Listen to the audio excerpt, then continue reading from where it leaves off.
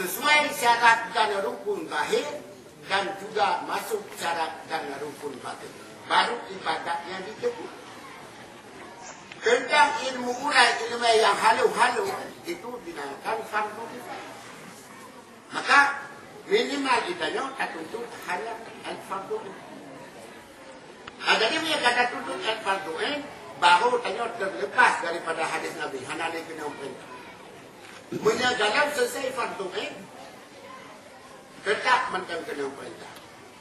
Yang kalau itu mengukuran kitab punya kitab Jawa dan fardu adalah Sirus Salikin. Dipegang oleh pengarang Sirus Salikin apabila anda mempelajari ilmu di dalam Sirus Salikin dan anda amalkan, berarti anda sudah selesai fardu.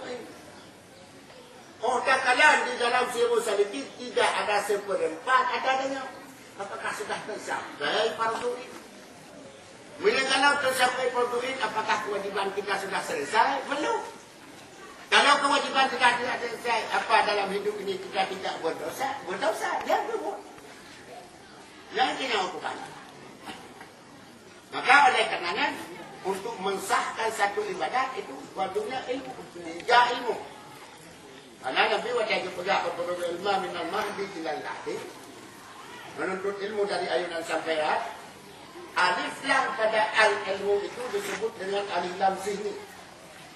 Alif lam zihni itu di dalam ilmu nahu disebut bahwa sudah mengerti bahwasanya Rasul tidak memerintahkan ilmu yang lain selain daripada tiga ilmu.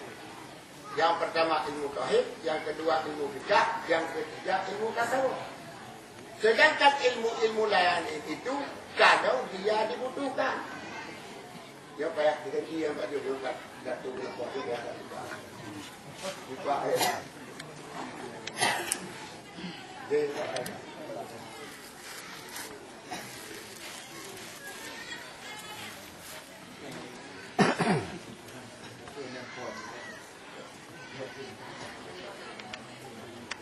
Pakiban dam, pakiban du, pakiban baca, pakiban cok itu mayang, pakiban iya, pakiban itu diatur di dalam ilmu kita.